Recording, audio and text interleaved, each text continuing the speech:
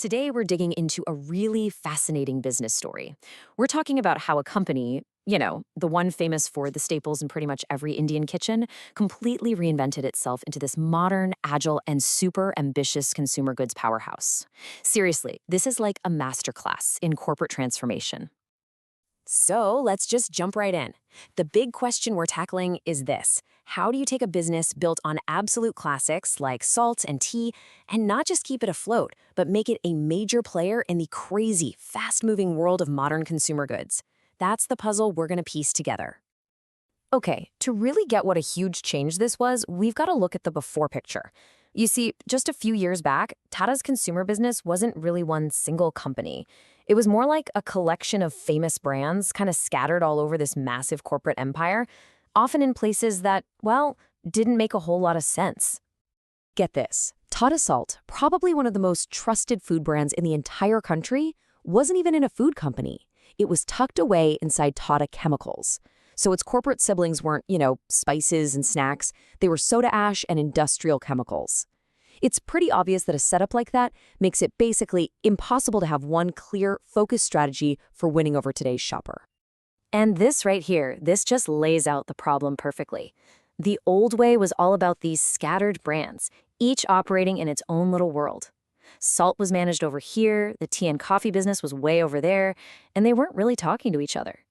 The big vision was to completely flip that script, to create one single, unified force that could act like a true food and beverage giant. So, what do you do with a fragmented empire? Well, you've got to unite it. And that led to this absolutely pivotal moment, the creation of a whole new company with a very clear, singular mission. So in 2020, the big move finally happened. Tata Consumer Products, or TCP as we'll call it, was born. And the mission? It was simple but powerful. Synergize, simplify, and scale up. The whole idea was to take all these amazing but separate brands, pull them all under one roof, and build a truly world-class FMCG, that's fast-moving consumer goods company. And boom, just like that, the new company had this seriously impressive lineup. You had beverages like Tata Tea and Tetley, sitting right next to foods like Tata Salt and Tata Sampan, plus a really aggressive plan to push into new areas. This one single portfolio gave them incredible scale and a much, much stronger claim on your shopping cart. Now, once the empire was united, the first part of the strategy wasn't to just throw away the past. Nope, it was to supercharge it. They decided to double down on their core trusted brands and make them feel more relevant than ever before. The salt ladder strategy is just a perfect example of this. Instead of just selling one kind of salt, they created a whole range of options for every type of customer. You've got the affordable, everyday salt at the bottom of the ladder, all the way up to premium, fortified salts, and even super premium rock salt at the very top. This whole idea is called premiumization, and it's all about giving every consumer a reason to choose your brand, and maybe, just maybe, spend a little bit more. So, did it actually work?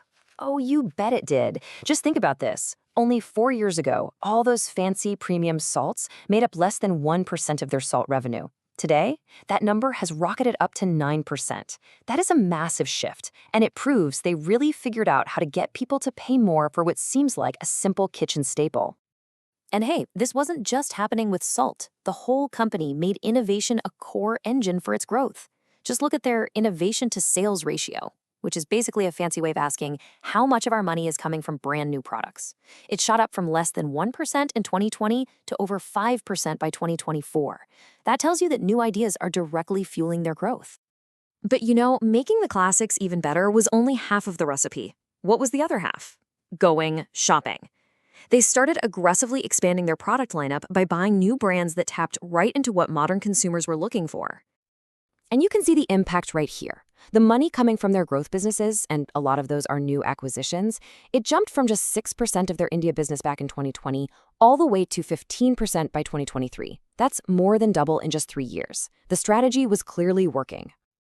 And these acquisitions were so smart. They weren't just buying random brands. By grabbing Ching's Secret, they instantly became a leader in the huge Desi Chinese food scene. And with Tata Soulful, they plugged directly into the booming health and wellness trend, capitalizing on this growing demand for things like millets. The results were immediate, and you could actually measure them. Buying Capital Foods instantly gave them a distribution network into about 350,000 new stores. Meanwhile, Tata Soulful's revenue has quadrupled, 4 times bigger, since it joined the Tata family. These weren't just simple purchases, they were powerful new engines for growth.